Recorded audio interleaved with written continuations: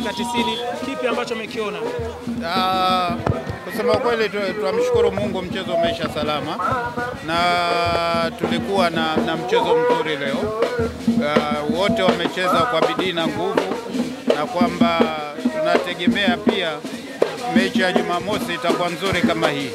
Kwa hiyo naona kwamba tunaendelea vizuri, na ni matumaini yangu kwamba mwakani tunaweza tukafikisha timu zote 4 kwenye robo finali ya michuano ya kimataifa. Kabisa na uhakika. Kwa timu ninavyoziona hivi wakimaintain hivi kabisa hatuna shida. Tumeona majina mengi sana ya wachezaji wa kimataifa katika mchezo wa leo, tofauti na majina ya wachezaji wa nyumbani hapa. Hii tathmini yako, ligi yetu inasogea kwa kiasi gani, lakini pia vile vile inaambukiza uzoefu kwa kiasi gani kwa wachezaji wetu wa hapa nyumbani? Mimi naamini kabisa kwamba ukiwa unacheza na mtu aliyekuzidi inakupa nguvu wewe kucheza zaidi na upambane ili uweze kumweka benchi na wewe. Kwa hiyo mimi sioni kama ni mbaya.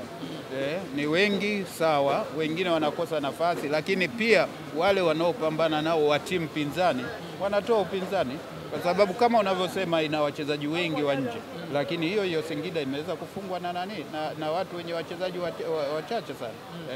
Kuna timu zimewafunga. Kwa hiyo siamini kabisa kwamba wachezaji wa kigeni wanaweza kuturudisha hivyo. Mimi naona wanatu-inspire ili kuweza kufanya vizuri zaidi.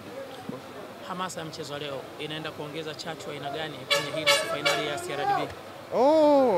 Hamasa hii nategemea mechi hiyo ya CRDB itakuwa mechi nzuri zaidi kushinda hii. Kwa sababu sidhani kama Singida watakubali kufungwa tena, na sidhani kama Simba watakubali wapoteze, wasiingie finali, kwa sababu kombe la FA lina hadhi yake.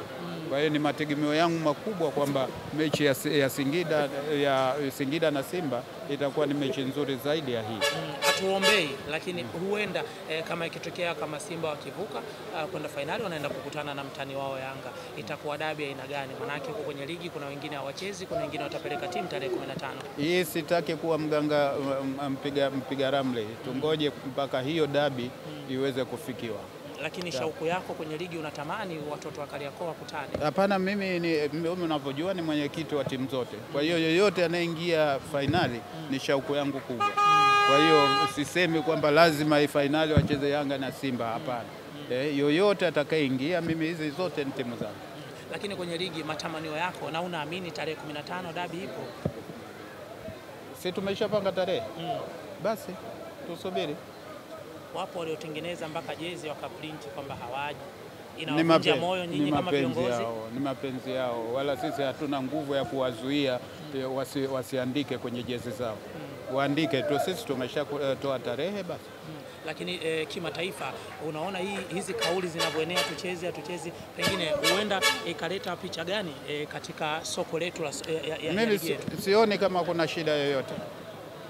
Mimi sioni kama kuna shida yoyote, kwa sababu tunaamini kwamba tunakwenda kwa utaratibu ambao tumejipangia, tunaenda kwa kanuni tulizojipangia. Kwa hiyo sioni shida yoyote. Ni muhimu kuheshimu kanuni.